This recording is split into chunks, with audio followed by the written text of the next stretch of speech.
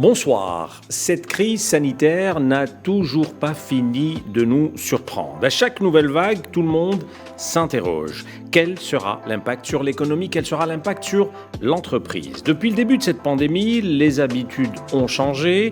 Le comportement des collaborateurs en milieu professionnel n'est plus le même. Le télétravail se généralise, même si certaines entreprises dans des domaines bien précis ont été habitués depuis déjà assez longtemps. Avec tout le recul nécessaire, l'entreprise est-elle prête aujourd'hui à vivre de nouvelles vagues de contamination? Pourront-elles à chaque fois s'adapter à la situation? Les relations de travail face aux avantages et parfois même aux inconvénients de la digitalisation, l'engagement des équipes, la notion de fidélité envers l'employeur qui assume carrément ses collaborateurs en pareille période. Énormément de questions que nous tenterons d'aborder ce soir avec nos invités. L'émission d'aujourd'hui est intitulée « L'entreprise face à la crise Covid ». Bienvenue dans Insight.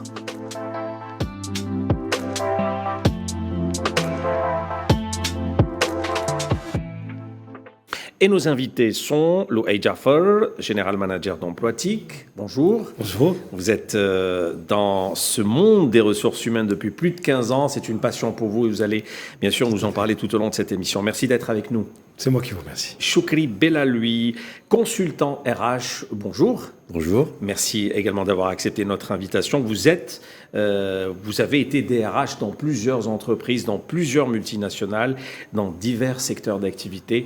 Et votre expérience est très intéressante également à raconter. Merci messieurs d'avoir répondu présent ce soir. Alors l'entreprise est-elle prête à de nouvelles vagues de contamination Covid? Vous en pensez quoi? Louay Jafar. Prête est un mot compliqué. De toute façon, ce qui est certain, c'est que nous sommes entrés en période d'incertitude et de crise depuis maintenant près de 2 ans. Et je pense que la 3e année, on est tous préparés à l'affronter. Et moi, je dirais que cette période de crise a connu 3 types de comportements d'entreprise. Si vous permettez, je détaille ça en quelques secondes. Dans toute crise, il y a des entreprises qui sortent renforcées, ce qu'on appelle les gagnants de la crise. Ces entreprises ont fait l'effort de s'adapter, d'innover, de changer leur façon de faire et finalement de gagner en agilité pour pouvoir affronter d'autres crises. Après, là, ça part d'observation. Après, on a des entreprises qui ont plutôt fait le dos rond, qui se sont mis en veilleuse, réduit la voilure pour affronter cette crise et attendre un redémarrage économique. Après, vous avez des entreprises qui, malheureusement, n'ont pas pu résister à la crise. Et elles sont nombreuses. Donc oui, les premières sont prêtes à affronter de nouvelles crises et les 2 autres un peu moins. Choukri. Alors, moi, je rejoins Louay Jafar. Les entreprises, est-ce qu'elles sont prêtes ou non? Je dirais que maintenant, c'est vrai, on prend l'habitude un petit peu, on s'adapte. Vous savez, la crise sanitaire, la Covid-19 est un effet rare dans l'histoire humaine. C'est la première fois qu'on vit une pandémie à l'échelle planétaire de cette manière-là.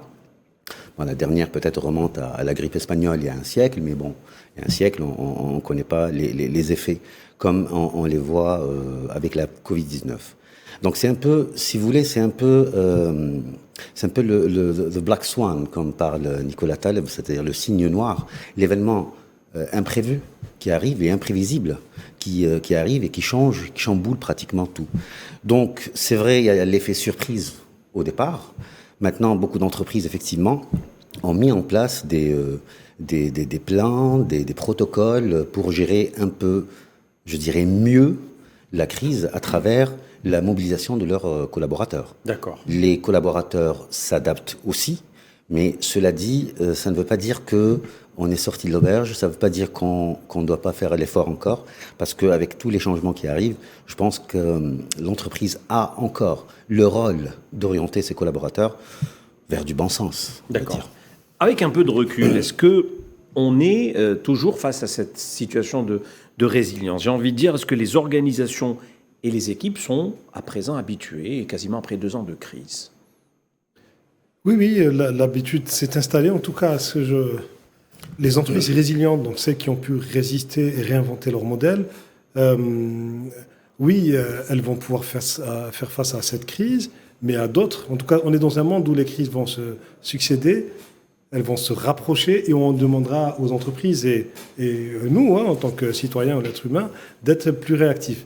Donc la résilience, on est toujours en mode résilient et je pense que c'est parti pour une 3e année. En tout cas, tout laisse à croire que ça va être encore le cas pour quelques trimestres, disons, au moins. Choqué Belaoui. Tout à fait, parce que là, on le voit bien, c'est-à-dire dans le monde de la recherche scientifique, des médecins, etc., les choses ne sont pas encore claires. L'Organisation mondiale de la santé aussi, on voit bien que les choses ne sont pas encore bien cernées par rapport à la pandémie. On voit l'évolution avec les différents variants qui arrivent.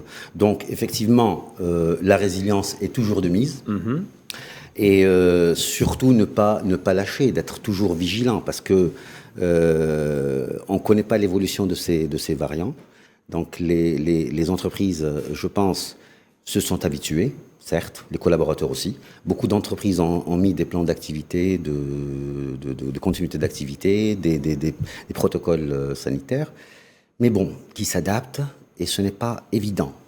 Parce que chaque vague, on l'a vu l'été dernier, chaque vague a quand même son lot d'attitudes différentes. Effectivement, c'est-à-dire, nous avons eu des collaborateurs qui étaient touchés ou touchés dans leurs proches. Donc, en fait, c'est une évolution et c'est un peu aussi la force de l'être humain en général. C'est l'adaptabilité et l'adaptation avec chaque événement. Alors, Louhaï, tout à l'heure, vous avez parlé de certaines entreprises qui ont plutôt bien tiré leur épingle du jeu, d'autres pas. Si je venais à vous poser la question, quels sont les secteurs d'activité, sans entrer trop dans le détail, qui en ont bénéficié, et en revanche, les retardataires qui n'arrivent toujours pas à s'adapter à la situation? Si vous permettez, au-delà des secteurs d'activité, moi je pense que c'est d'abord l'attitude du management et comment il a géré cette crise qui est prédominant pour s'en sortir ou pas. Après, c'est vrai qu'il y a des secteurs plus touchés que d'autres. Donc, par exemple, l'un des secteurs les plus touchés, le bâtiment, qui était déjà en difficulté avant la crise, et la crise vraiment l'a mis à mal. Après, vous avez d'autres secteurs qui ont profité de la crise, c'est tout ce qui est en relation avec le digital. Donc là, au contraire, on a observé en 2 années une accélération formidable de la digitalisation en entreprise et même dans nos vies privées. Donc, je dirais d'abord le management, sa façon d'aborder cette crise et comment le management arrive à mobiliser les équipes. Et plus, à mon avis, c'est plus important que le secteur.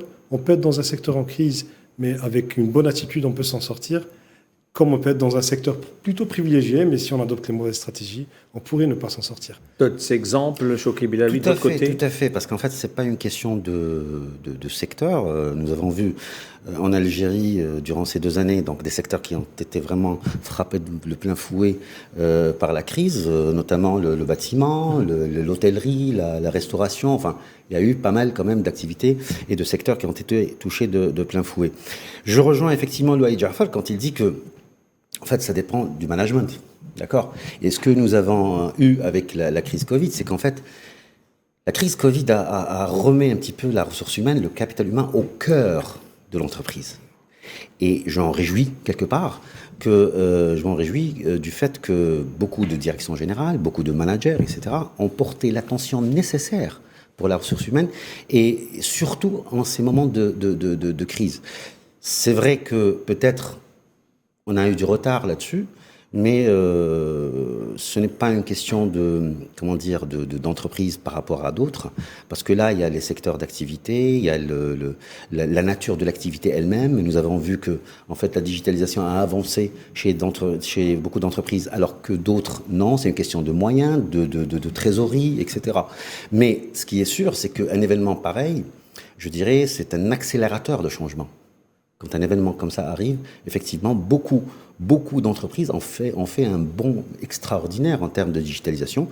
Et encore une fois, ce qui remet encore une fois la ressource humaine et le capital humain au cœur de l'activité de l'entreprise. Alors, vous parlez de transformation, vous parlez de digitalisation. On se rappelle le télétravail, c'était la nouveauté dans les entreprises, même si certaines étaient déjà habituées là-dessus, mais on a bien vu que certaines, c'était la grosse surprise pour elles. Petite période d'adaptation, elle était un peu difficile, mais vite les choses sont devenues normales, j'ai envie de dire. Vos témoignages pour cette question de télétravail, messieurs, qu'est-ce qui vous a le plus marqué durant cette période? Louaï Jafar. Moi, je pense que le télétravail, bon, c'est nouveau, on a découvert depuis 2 ans. Mais ce qui est certain, c'est que c'est une tendance qui sera installée même après le Covid. C'est qu'avec le télétravail, on a compris que finalement, il était plus important de voir le travail produit que le temps passé, de voir la qualité de travail à la présence sur les lieux de travail, et que quand cela est possible, c'est privilégié et tout le monde s'en sort. Le télétravail permet d'éviter 3 heures d'encombrement, on est plus productif. C'est-à-dire que les réunions, c'est plus pratique finalement. Les réunions elles peuvent être plus courtes comme elles peuvent être beaucoup plus longues. Donc, tout dépend du nombre. Exactement. Mais en tout cas, c'est un formidable outil qui aujourd'hui est installé dans les entreprises et qui devient même, d'une certaine manière, une exigence ou qui offre un avantage compétitif quand une entreprise veut attirer des personnes. Si elle montre qu'elle a les outils, qu'elle est organisée pour faire du télétravail, ça montre quand même une certaine flexibilité du management et on est plus attractif. De l'autre côté, ça a généré quelques dérapages. Parce que le télétravail, il y a le risque de l'isolement, que c'est un vrai problème, parce qu'on va au travail pour socialiser, pour être avec les gens. Donc, être isolé, c'est pas évident. Utiliser des mètres carrés et nos moyens personnels pour l'entreprise, ce n'est pas évident pour les grandes familles, souvent, pour travailler en l'exécuter et tout. Voilà, donc ça, c'est pas évident. Donc, ces choses-là, on n'arrive pas encore à bien les gérer.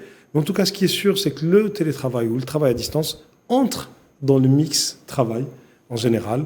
Aujourd'hui, des entreprises cassent les cloisons, mettent les gens à travailler ensemble. Open space, travail à distance, y compris les responsables. Donc on voit de moins en moins de bureaux personnels. Et donc, le télétravail va entrer dans le mix des heures de travail, je pense, dans le futur, y compris dans notre pays. Donc, c'est quelque chose qui est installé. Bien sûr, pas dans toutes les entreprises. Il y en a qui le peuvent, il y en a qui ne le peuvent pas. Il y a des secteurs d'activité où on ne peut pas faire de télétravail. Mais quand cela est possible, il est privilégié et c'est tant mieux. Chokri, comment vous avez vécu à l'époque déjà cette transformation? Oui, c'était... moi, j'irais encore au-delà de transformation, Ahmed, parce qu'il s'agit vraiment d'une transmutation. C'est un grand changement dans la substance même et dans le sens du travail. Parce que, au-delà du fait que ça change les habitudes du travail, ça touche aussi j'allais dire, la définition du travail. Le travail n'est plus un lieu, il est un moment. On domestique le travail. D'accord ? Donc, de ce point de vue-là, l'expérience était assez enrichissante, quand même, parce qu'en tant que DRH, moi, j'ai accompagné la chose et j'ai vu comment les collaborateurs ont réagi par rapport au télétravail. Donc, cela, comme disait Louaï Jafar, dépend aussi de la capacité donc de l'entreprise de se digitaliser, de mettre les moyens. Et je peux en témoigner que beaucoup d'entreprises vraiment ont mis les moyens pour digitaliser, même dans le secteur privé, c'est-à-dire des entreprises qui vraiment mettent le paquet pour digitaliser. Et aussi, on a vécu cela avec une certaine appréhension, je dirais. Une certaine appréhension dans le sens où, dans notre culture un petit peu, on est algérien, on est tactile, on aime le contact, on aime la rencontre, etc. Donc vivre chacun dans son coin, c'est un peu difficile. Sociologiquement parlant, si on peut voir la chose, alors vous allez trouver des gens qui sont pour le télétravail, notamment, c'est-à-dire entre hommes-femmes, on va trouver un peu plus de femmes que d'hommes. Ça dépend des horaires pour les femmes. Oui, il y a des horaires qui ne les arrangent pas trop. Mais généralement, en fait, elles préfèrent quand même être en télétravail. Bon, et ça se comprend parfaitement. Les hommes aussi, d'ailleurs. Mais vous avez aussi une distinction, je dirais, générationnelle. Les plus jeunes sont plus ouverts au télétravail que d'autres. Et comme disait Louaï Jafar, effectivement, l'appréhension ou le scepticisme, je dirais, du management là-dessus, c'est un peu dans le sens de perte d'autorité, allez, on va dire perte de supervision du travail, parce que c'est une culture nouvelle quand même qui s'installe doucement et qui fait que ce soit du côté du collaborateur ou du manager, c'est pas encore bien encadré. C'est-à-dire comment on va superviser, comment on va faire nos réunions, etc., etc. C'est-à-dire il y a effectivement quelques, je dirais pas dérapages, mais quelques manquements Et cela, c'est tout à fait normal, c'est-à-dire c'est quand même quelque chose qui se lance, c'est les débuts. C'est les débuts. Il faut cette période. Tout à fait, une période réfractaire un petit peu comme ça. On doit s'adapter, mais c'est l'avenir du travail. Et est-ce que les collaborateurs, à votre avis, après 2 ans d'expérience, vous les rencontrez quotidiennement, ils sont toujours pour, ou l'expérience commence un peu à les déranger? Moi, je pense que c'est une affaire de dosage. Aussi. Du télétravail tout le temps, tous les jours, pendant des mois, ça devient plus possible. Honnêtement, rien ne remplace une bonne poignée de main pour régler ou pour faire avancer des projets. Donc vraiment, ça dépend de la condition sociale du collaborateur, l'éloignement du domicile, la possibilité de se concentrer ou pas, ou peut-être même la nature du projet. Mais c'est pour ça que je disais, c'est une question de dosage. Mais avoir 1-2 jours de télétravail par semaine pourrait augmenter considérablement la productivité. Ça, en tout cas, c'est des choses que nous avons observées. Et de l'autre côté, nous avons aussi, je parle de témoignages de mon entreprise, des collaborateurs qui ont demandé le retour en entreprise. Beaucoup. Parce qu'ils se sentent mieux. Parce qu'on est mieux, parce qu'on rencontre les collègues, on a besoin de contact, parce qu'on arrive à se concentrer. C'est pas évident à la maison. Avec les enfants. Surtout au début, avec le confinement, quand on a... Alors, télétravail sans les enfants, ça marche très très bien. Mais télétravail en période de vacances ou en période de confinement, comme ce que nous avons vécu, c'est extrêmement difficile. On a vu plein de vidéos sur le net complètement délirantes sur cette histoire d'enfants qui pénètrent la réunion. Oui. Enfin, si je continue dans le même sens de Louay, c'est que effectivement le travail maintenant change et il devient un moment, d'accord ? C'est-à-dire avant, on va au travail. Il y a un lieu, d'accord ? Et donc, chez pas mal de gens, c'est ça le travail. En fait, c'est une culture, c'est une vision, c'est un concept, un paradigme, je dirais. Là, ce changement, il est assez difficile. Effectivement, beaucoup d'entreprises maintenant commencent à s'intéresser sérieusement et effectivement à cette question de dosage, c'est-à-dire de dire ok, moi je témoigne en tant que DRH aussi, nous avons commencé déjà à parler c'est-à-dire dans le règlement intérieur, de dire comment on s'organise, c'est-à-dire le télétravail devient une forme d'organisation du travail au sein de l'entreprise. Maintenant, effectivement, il y a des discussions par rapport à combien de jours, 2-3 jours. Est-ce qu'on fait pour quelques métiers un full télétravail ? Donc, toutes ces questions, je pense, c'est l'avenir du travail. Donc, et toutes ces questions doivent avoir un encadrement, je dirais même légal et juridique, dans ce sens, avec plus de détails. Parce que le collaborateur, là, il va utiliser ses propres moyens, son espace, etc. C'est pas évident, c'est vrai aussi par rapport du fait de travailler chez soi. Ça aussi, ça doit être pris en considération. Et par voie de conséquence, c'est parler aussi de flexibilité du temps de travail. Alors, justement, vous me tendez une perche. Avant le Covid, on se rappelle, il y avait certaines entreprises qui avaient cette flexibilité avec leurs collaborateurs, dans le sens où les collaborateurs n'étaient pas obligés d'avoir cette présence physique régulière, quotidienne, au sein de l'entreprise, tout en sachant que le rendement est efficace. Est-ce qu'à votre avis, cette histoire de télétravail avec la crise sanitaire a un peu encouragé cet état d'esprit dans certaines entreprises ? Je pense que c'est tout à fait le cas. Et j'ajouterai un avantage supplémentaire, c'est que le télétravail permet à l'entreprise de recruter des talents, peu importe le lieu. Et ça, je parle d'une expérience personnelle. Aujourd'hui, nous arrivons à recruter des ingénieurs à Mnéa, à Biskra, sans forcément les ramener sur les lieux de travail. Ça offre aussi à nos talents des opportunités extraordinaires dans le monde.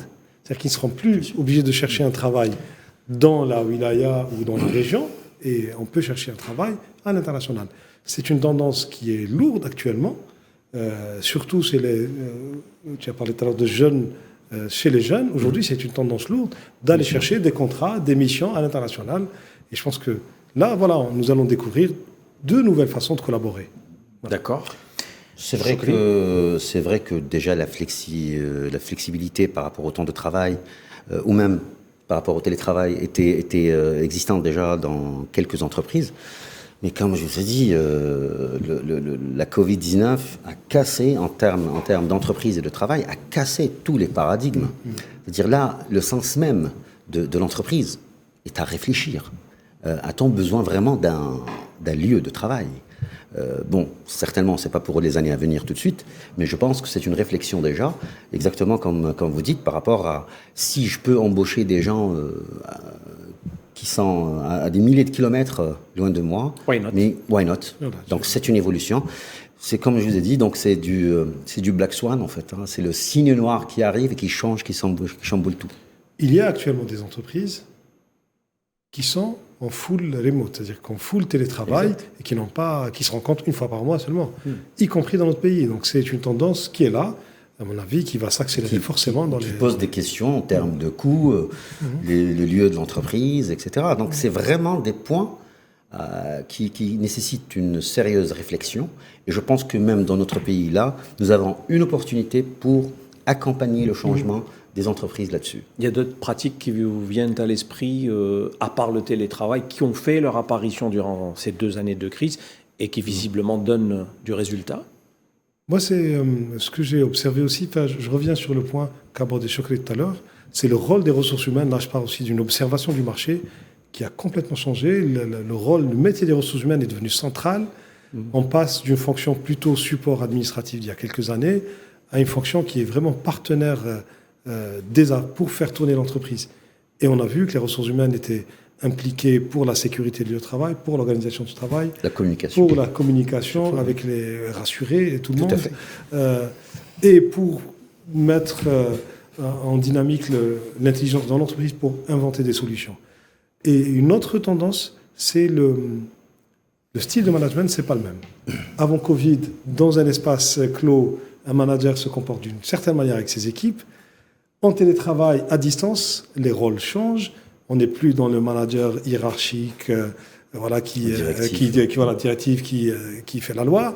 On n'est plus sur un coach. Rassurez-moi, vous n'étiez pas comme ça. Non. Ne me faites pas peur. Non, pas du tout. Là, je parle vraiment d'observation générale et des retours que nous avons des entreprises. Je l'espère. Je vous rassure. Donc voilà, c'est le rôle du management qui a complètement changé dans l'entreprise. Et vraiment, je ne sais pas si c'est choqué. Oui, tout à fait. En fait, c'était un grand choc et un apprentissage au jour le jour. Ah, du jour au lendemain, tout le monde reste chez soi. Oui, bien sûr, Vous parce imaginez un peu le choc que en fait, c'était un scénario digne de cinéma. En fait, on l'a vu dans des films de cinéma, mais on n'a jamais pensé à voir des villes complètement Des rues vides, désertes. des couvre-feux. C'est quand même lourd. C'est lourd en termes de... psychologiquement, c'est lourd. Et c'est pour ça que pas mal d'entreprises aussi ont mis carrément des accompagnements psychologiques pour leurs collaborateurs, hein, des cellules d'écoute. D'autres ont mis aussi des cercles de discussion, notamment pour les collaborateurs qui ont été touchés directement ou indirectement par la Covid. Et là, je tiens à saluer quand même le rôle de la médecine du travail. En fait, avec les antennes ou les filiales avec lesquelles j'ai travaillé personnellement pendant cette période de crise sanitaire, qui étaient là vraiment à l'écoute des collaborateurs, à l'écoute de l'entreprise. Moi, j'ai fait des centaines de séances de sensibilisation pour les collaborateurs. Et les médecins du travail, que je salue, on joue les jeux, et ils étaient là. Donc, oui, évidemment, je rejoins mon ami Louaï, la crise remet un petit peu les pendules à l'heure, à travers le fait de remettre la RH, le capital humain, au centre. pas uniquement la ressource humaine en tant que capital humain, mais aussi en tant que fonction, au centre de l'intérêt de l'entreprise. Et ça, c'est bien. Alors, on parle depuis le début de l'émission de l'entreprise monde, de l'impact monde. Maintenant, y a-t-il des spécificités algériennes qui ont marqué le fonctionnement de nos entreprises, également depuis le début de la crise? Honnêtement, moi, je ne crois pas à une spécificité algérienne.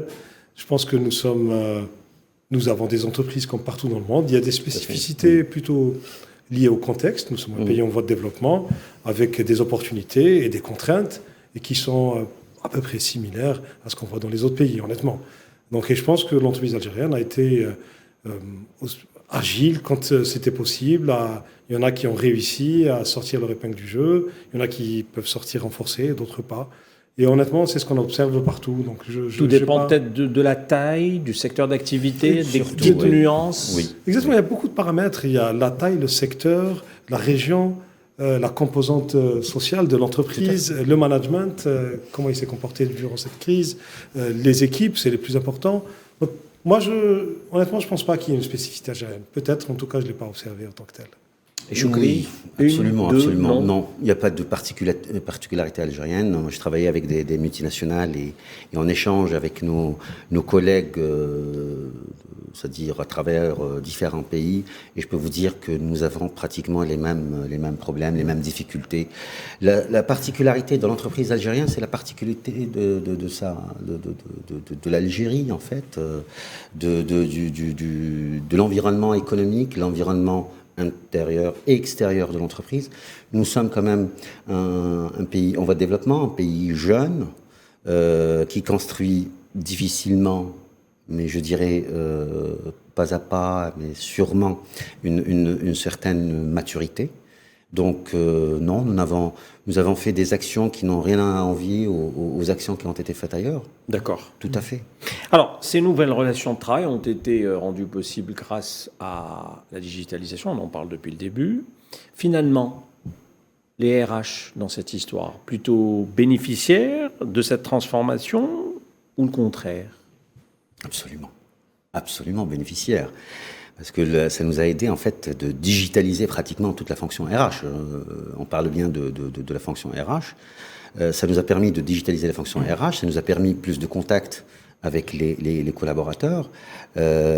Enfin, comme je vous ai dit, ça a remis la RH au centre de l'activité, au centre de l'intérêt de l'entreprise. Donc du coup, par rapport à la digitalisation, que ce soit la ressource humaine en tant que ressource, c'est-à-dire en tant que capital humain, ou bien la fonction, nous étions évidemment les premiers bénéficiaires de cette digitalisation.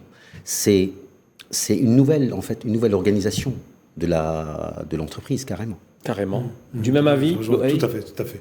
Un rôle renforcé. Même pas un inconvénient, que des avantages avec cette digitalisation. Oui, il y a des inconvénients. Je vais vous en citer un. Allez-y. Donc, plus de responsabilités, et pas plus de ressources.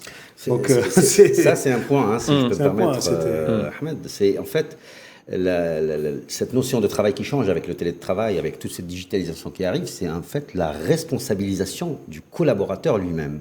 Et la responsabilisation surtout du middle management, en fait. Ce management intermédiaire qui assure la continuité de l'activité. Effectivement, ça, c'est difficile. C'est à construire. D'accord. Louhaï ? Non, ce que je voulais dire, c'est ça, c'est que les ressources humaines, pendant 2 ans, ont eu beaucoup plus de responsabilités, d'énormes projets à gérer, avec pas forcément plus de moyens. Donc, je pense que ça, c'était une contrainte. Mais je pense que dans les directions générales, d'après mon observation, il y a une prise de conscience de l'importance de cette fonction pour l'entreprise, pas juste pour gérer la crise actuelle, mais pour préparer le futur de l'entreprise. Et ça, la fonction ressources humaines s'en sort renforcée. Donc, tout à fait. Parfait. Alors, crise sanitaire, situation difficile, les caisses ne se remplissent plus, le travail quasiment absent, mais des collaborateurs qui continuent d'être payés. C'est une période que les collaborateurs ont vécue terriblement, parce qu'il y a constamment cette peur, cette hantise de se réveiller le matin et de recevoir le mail ou le coup de fil de son employeur en lui disant « malheureusement », en ce moment, chômage technique ou carrément licenciement. On a vécu ce genre de situation. Malgré tout, il y a des entreprises qui ont continué à jouer le jeu, malgré le contexte difficile. Est-ce que, à votre avis, cette situation a augmenté ce sentiment de la marque employeur ? Quel est votre commentaire ? Quels sont vos avis sur cette question de marque employeur face à toutes ces difficultés économiques du moment ? Moi, je pense que ça dépend de l'entreprise. Là aussi, toutes les entreprises ne se ressemblent pas et elles n'ont pas toutes vécu la crise de la même façon. Les entreprises qui ont été plus dans la transparence, dans la mobilisation de leurs équipes, pour affronter cette crise ensemble. Les uns et les autres ont fait des efforts et c'est vrai que le sentiment d'appartenance est renforcé. Dans d'autres entreprises, on a moins joué la carte de la transparence et on ne peut pas mobiliser des personnes si elles ne sont pas impliquées. Et puis vous avez une autre catégorie d'entreprises où c'était impossible de résister et encore moins de maintenir des salaires. Malheureusement, il y en a eu et il faudrait en parler. Donc pour moi, voilà, ça dépend. Quand c'est bien géré dans la transparence, quand on implique les collaborateurs, quand on est honnête sur les difficultés que traverse l'entreprise et qu'on les implique pour trouver des solutions, ils sont extrêmement mobilisés et c'est parfait. Au contrario, il y a un désengagement. Chokri, votre avis là-dessus? Moi, par expérience, déjà, j'ai vu ça sur plusieurs entreprises. Évidemment, il y a eu quand même une certaine conscience de la part des collaborateurs que les entreprises ont fait un effort considérable pour maintenir les jobs, enfin leurs emplois, et maintenir les salaires. Parce qu'il y a des entreprises qui n'ont pas touché du tout au salaire. C'est-à-dire, en fait, les salaires étaient versés mois par mois durant une année, voire plus, mais sans activité. Maintenant, il y a eu aussi des entreprises qui ont subi la crise et qui n'avaient pas de moyens en fait, de résister. Qui avaient mis la clé sous le paillasson et ils sont, c'est fini. Nous avons le cas du bâtiment qui est très clair là-dessus. Après, comme disait Louay, il y a un management qui a essayé quand même d'impliquer les collaborateurs dans les décisions avec plus de clarté, plus de communication. Et je pense là-dessus, effectivement, il y a plus d'engagement. D'accord. D'autres, effectivement, et ça c'est encore, on revient à la notion de la maturité et à l'effet surprise aussi de la Covid, qui a fait que, effectivement, d'autres ont été pris de court et puis voilà, les conséquences étaient là par rapport à leurs collaborateurs. Mais d'une manière générale, je parle de mon expérience personnelle, les gens sont conscients de l'effort qu'a fait l'entreprise pour eux. Juste renforcer ce que disait Chokri. Actuellement, nous menons une enquête avec 700 entreprises, avec la Chambre algérienne de commerce et d'industrie, pour dire aux entreprises quelles sont vos priorités pour le prochain semestre. Et je peux vous dire que la grande priorité des entreprises, c'est pour ça que c'est vrai que les entreprises, en général, quand elles pouvaient, elles ont fait l'effort. Plus de 50% des entreprises qui ont répondu à notre enquête, leur grande priorité, c'était la sauvegarde de l'emploi. Tout à fait. Ça, quand même, ça témoigne d'un grand engagement de la part des entreprises. Il y a à peu près, donc après, il y a 30% qui prévoient de recruter. Donc c'est bien, on sent qu'il y a une petite relance, exactement. Et après, il y a malheureusement 20% des entreprises qui ont répondu et qui disaient qu'au contraire, qu'ils allaient réduire leurs salariés. Mais disons que la grande majorité des entreprises ont joué le rôle de garder les emplois et continuer à avoir cette priorité.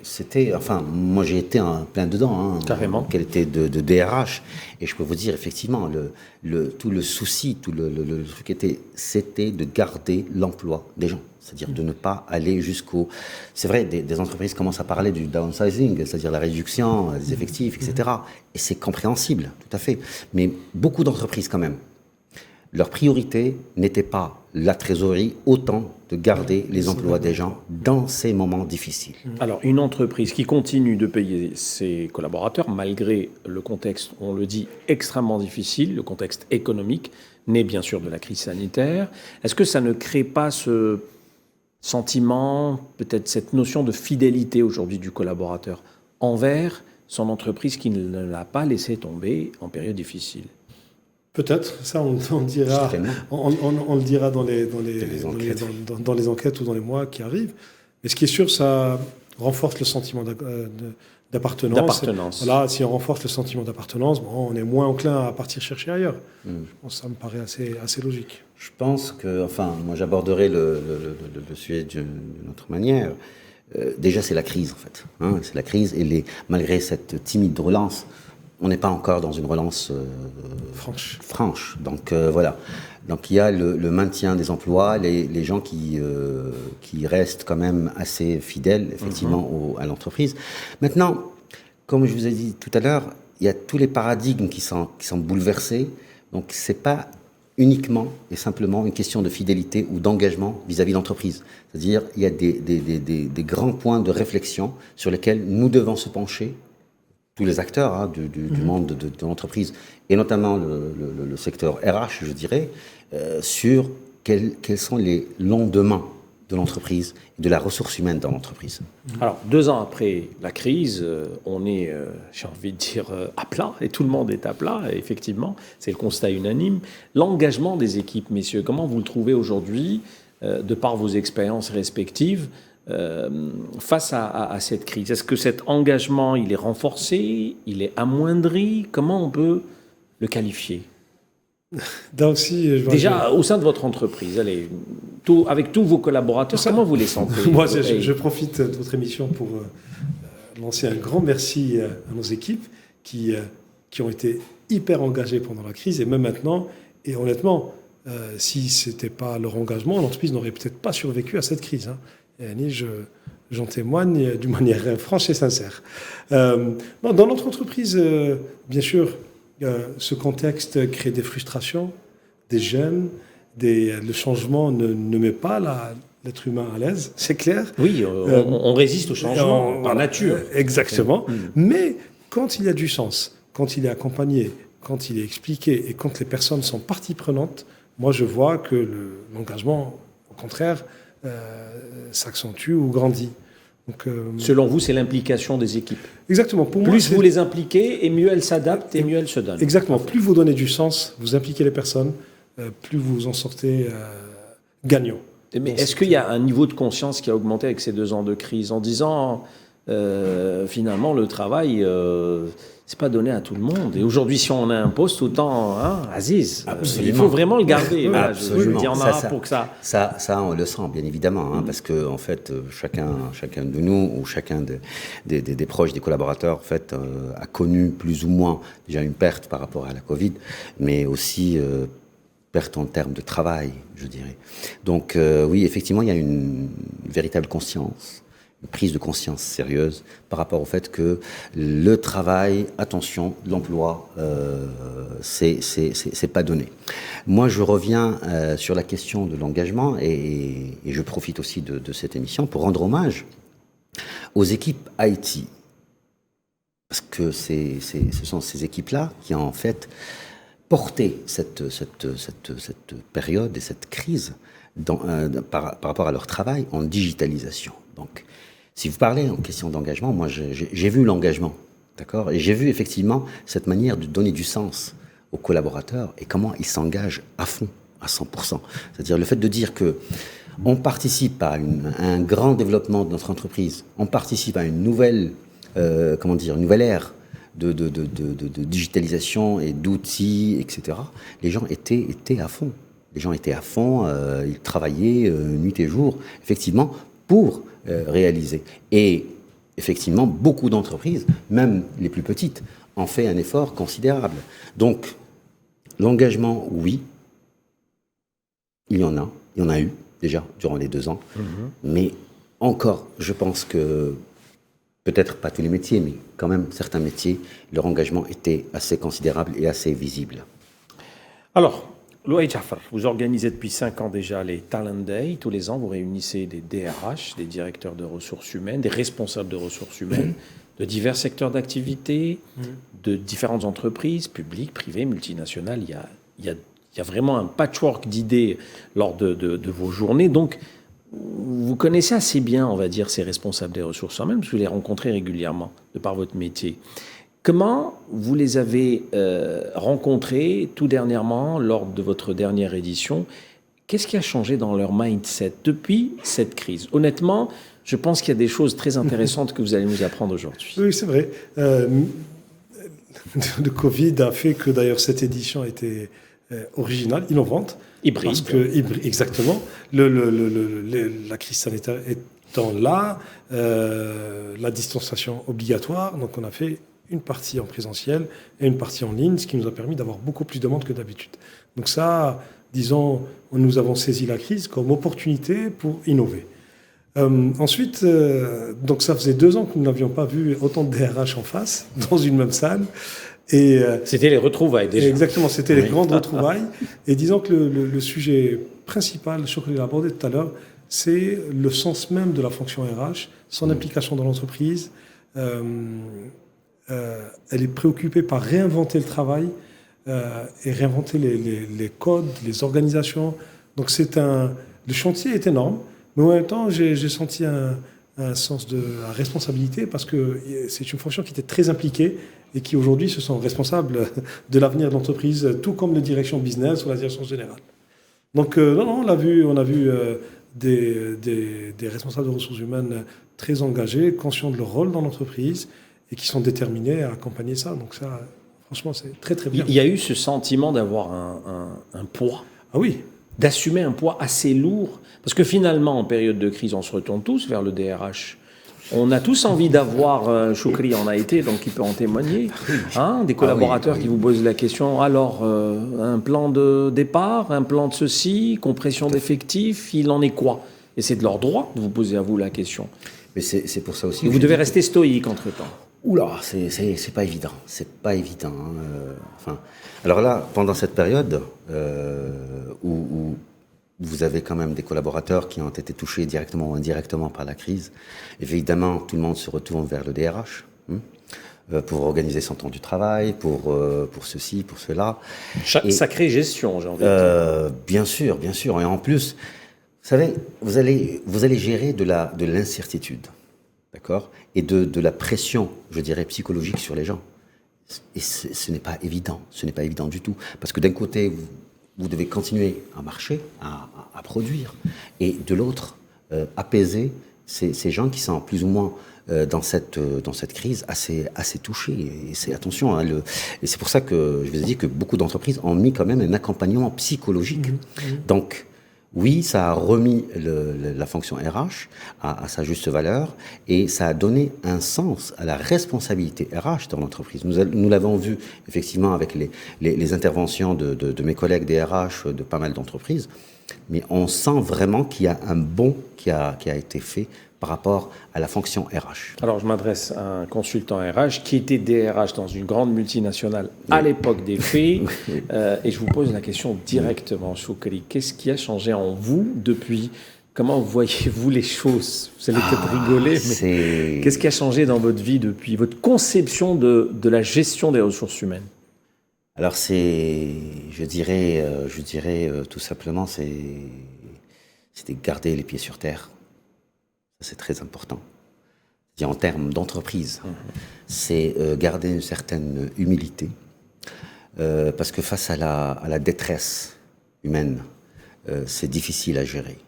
L'empathie à 100%, parce que, vous savez, dans les multinationales, on apprend à être HR business partner. Okay, c'est-à-dire on court tous vers le business, on essaie de développer, etc. On est là, on est partenaire et tout et tout. Sauf que, effectivement, par moment, on a besoin de ce temps d'arrêt, de pause, de réfléchir, de se donner le sens du travail. De recul. De recul et de réflexion.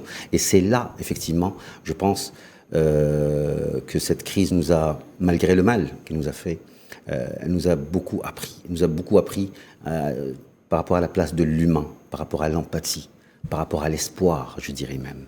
Donc oui, c'est un grand changement qui nous arrive tous par rapport à cette crise. Louhaï, vous avez senti ce genre d'attitude chez d'autres responsables RH également? D'abord, je l'ai senti. Bon, vous-même, déjà. Oui, Exactement. Clairement. Non, je rebondis sur un mot qu'a utilisé Choukri, c'est l'humilité. Face à ce changement brusque, brutal, rapide, et on ne peut pas tout prévoir. Oui. Eh ben oui, il y a des entreprises qui se sont appauvries et d'autres qui se sont enrichies. C'est carrément un bouleversement planétaire. Exactement. Donc, on apprend à être humble et qu'on comprend qu'on ne peut pas tout prévoir.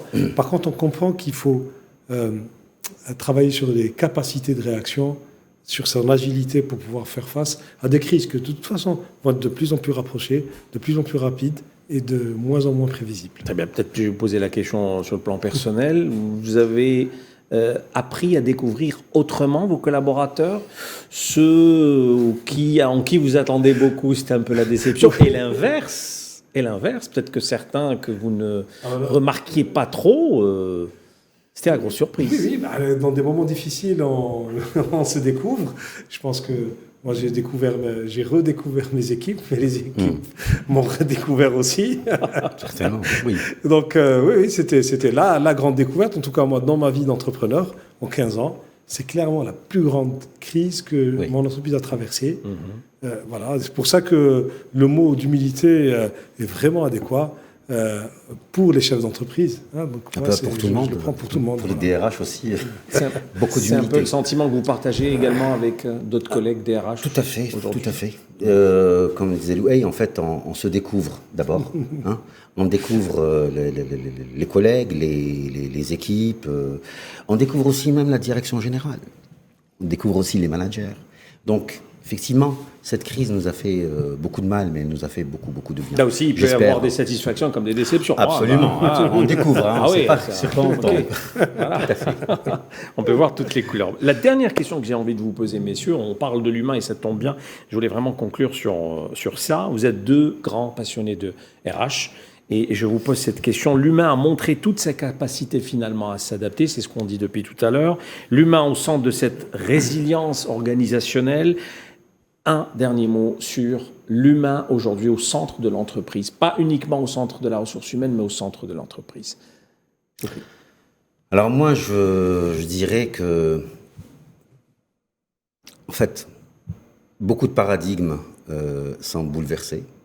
Donc effectivement, il y aura beaucoup de changements dans les temps à venir par rapport à l'entreprise, par rapport au travail, etc. Mais ce qui est important pour moi, en fait, c'est, je dirais peut-être, on arrive à une fin de dualité.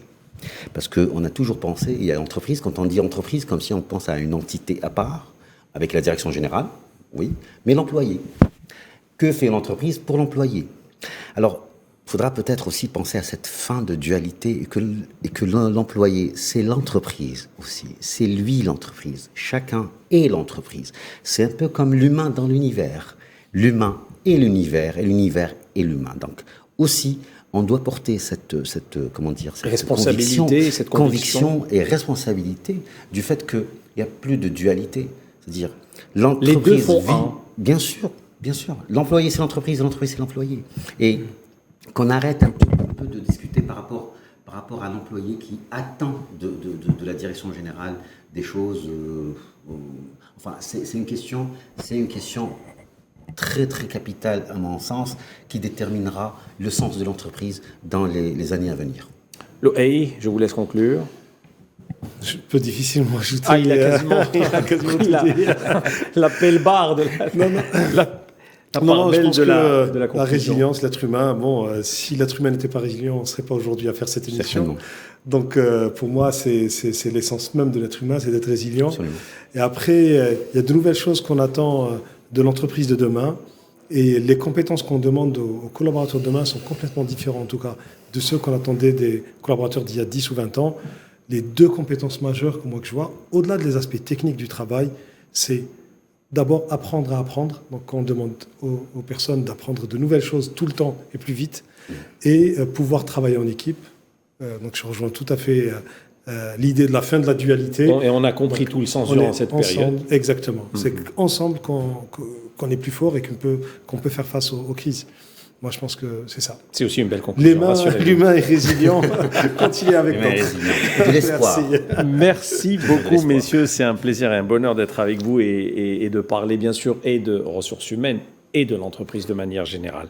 Loay Jaffer, Choukri Belaloui, Loay Jaffer qui est général manager de Emploitique et Choukri Belaloui, consultant RH, ancien DRH, on va dire, dans plusieurs grandes multinationales. Merci à vous d'avoir accepté notre invitation et d'avoir débattu de ce thème si passionnant. Merci à vous, madame, monsieur, de nous avoir suivis. Excellente suite des programmes sur Al24 News. À très vite. Bonsoir.